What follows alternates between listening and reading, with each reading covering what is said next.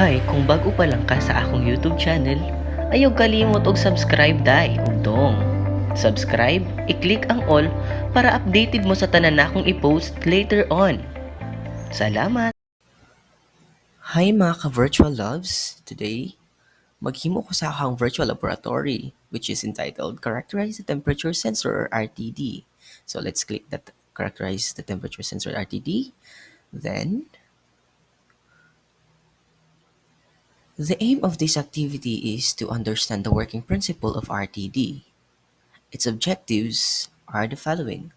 First, study static and dynamic characteristics of RTD, and second, study effect of various parameters on RTD performance. What is an RTD or resistance temperature detector? A resistance temperature detector is also known as a resistance thermometer or RTD. Is an electronic device used to determine the temperature by measuring the resistance of an electrical wire. This wire is referred to as temperature sensor. If we want to measure temperature with high accuracy, an RTD is the ideal solution, as it has good linear characteristics over a wide range of temperatures. So now, let us answer first the pre-test. Click pre-test. Okay, question number 1 for the characterize the temperature sensor or RTD. Transducer is a device A that forms one form of energy into another form. B has mostly electrical output. C with both the above properties. The answer for this is letter A. Temperature measure is a measure rather of degree of A coldness, B hotness, C hotness and coldness of a substance. Letter okay, I think letter C. So international system measurement used blank scale for measuring temperature is A. Celsius, B. Kelvin, C. Fahrenheit. Letter B. The freezing point of pure water is A. 0 degrees Celsius, B. 5 degrees Celsius, C. 100 degrees Celsius. Letter A. Accuracy and range of measurement does not depend upon letter A. The temperature being measured, B. The size of system under measurement, C. The construction of the sensor. Letter B, I think letter B. Okay, submit.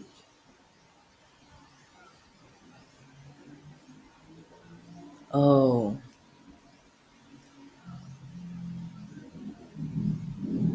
I got 4 out of 5. So, the questions you didn't get right is 1. Okay. So, grade in 80%. Okay, view solution. View natin. Okay. So, number 1 is both pala. Well, nice try. Let's move to the simulation. Hi mga ka-virtual labs, we're done answering the pre-test kanina. So, let's down to simulator. So, for the characterize the temperature sensor or RTD, click here for simulator. So, as you can see, makikita niyo dito na meron ng resistance temperature detector. Dito yung mukha ng level 1 for the statistic characteristics ng RTD. So, merong control panel, then you can choose or select platinum, copper, nickel, and valco. So, kapag mag-choose ka nito, so, makikita nyo or mag-a-appear doon yung temperature coefficient resistance niya. So, for platinum, yung temperature coefficient resistance is 0.00385. And yung ranges, yes, as well as the ranges is negative 200 to 850. And then, you have to select the reference resistance at reference temperature. So, let's select 100. And then get the temperature. Meron 468. Then, mag-enter ka dito ng RT, ng resistance at the specified temperature. So, like lalagay natin dito yung 123.4. Kapag ka isasubmit mo yan, okay. Kapag ka mali, yung ma-enter mo na number, so may mag-a-appear na recalculate. So, to calculate that, so using this formula, here makikita nyo from resistance measurement temperature, then resistance at reference temperature, which is the 0 degrees Celsius. We have given already that temperature coefficient of the material, which is the alpha, which is 0.00385. So the difference between measurement and reference temperature. So now I included above here, I attached above yung sa pag-solve ko. So I got 280.18 no value. So let's enter. Then submit. Okay, we got it correct. So yun, the temperature yung RT as is 280.18. So which is now correct answer is 280.18. Before making a plot, enter next set of value at least 3 times. After entering output RT, get the temperature again, compute the RT again for 3 times, and then you'll be able to plot and also open the level 2. After inputting 3 correct values, we'd be able to come up with this graph, temperature versus resistance. Makikita nyo sa graph na to yung linear relationship between temperature and resistance. Pag tataas yung temperature, tataas din yung resistance. Hey guys, we are down to level 2 dynamic characteristics of RTD. So here for bare element lang siya. So yung time constant is 1.17 seconds. Yung material natin dito is platinum. So for bare element ito, kita nyo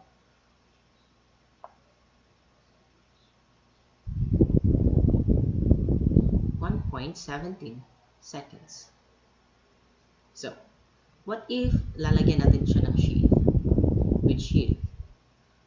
Okay, ito na siya, yung sheath.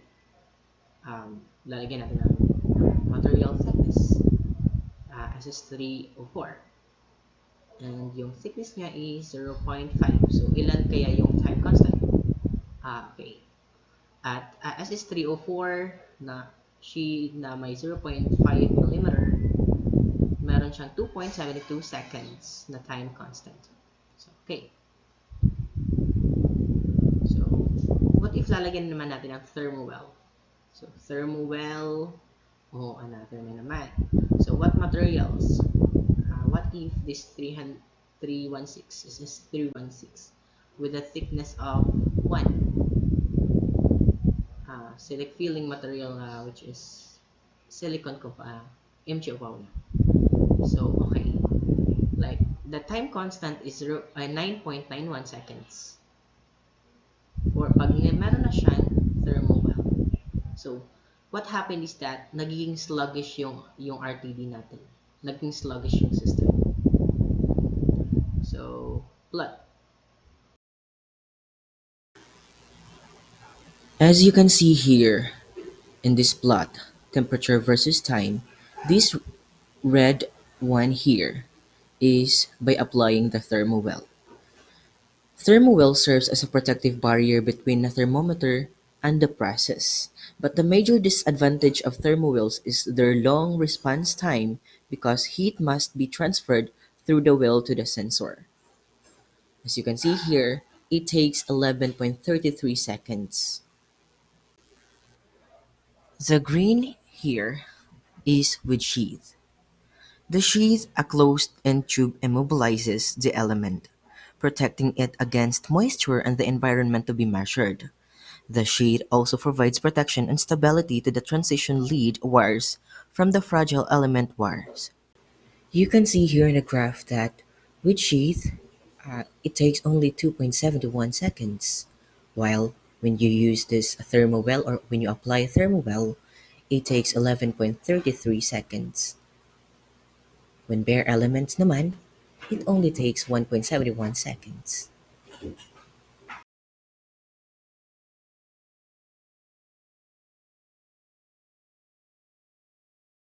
can also refer this formula here in order to solve the time constants. It is given now, the different formula with the different applications when you use a sheet or when you apply thermowell, and also the constants involving the thermal conductivity, the density of the material, and also the specific heat capacity of each material. Since we're done with simulator, we're going to answer next the post test. So click the post test. So first question, the RTD is very popular for temperature measurement because of A, cost, B, self-heating, C, linearity. My answer for this is letter C. In the PT100, the suffix 100 refers to A, resistance at room temperature, B, resistance at 0 degrees Celsius, C, 100% pure platinum. My answer for this is letter B. Commonly used RTD material is A, platinum, B, aluminum, C, both of the above. Letter A.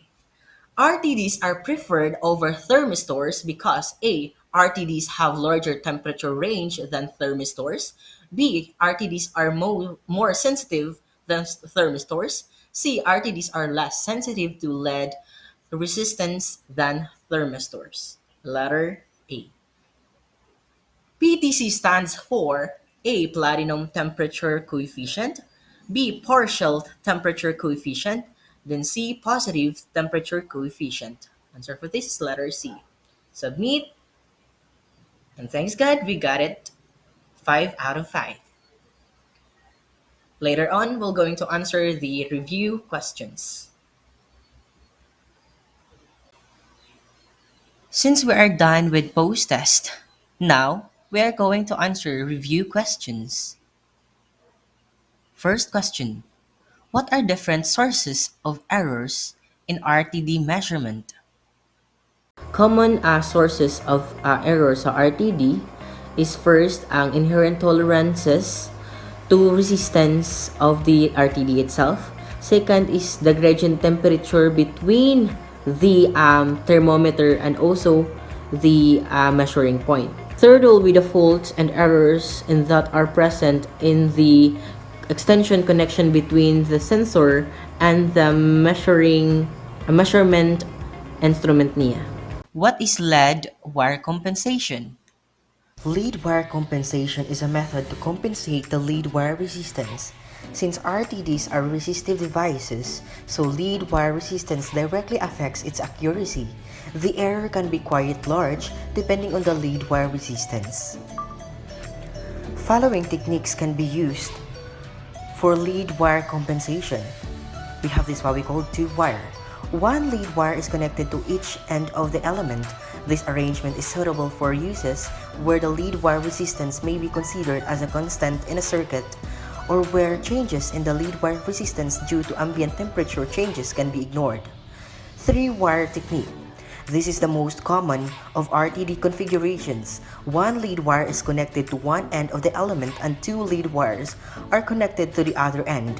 The purpose of the third lead is to compensate for the lead wire resistance, thereby increasing accuracy. An instrument capable of utilizing a three-wire RTD must be used to benefit from this configuration. We have also what we call four-wire. The most accurate of the RTD configurations, this element uses two wires for each end of the element. Building on the three-wire concept, compensation is made for the resistance in each lead wire, creating a highly accurate temperature measurement device for critical applications.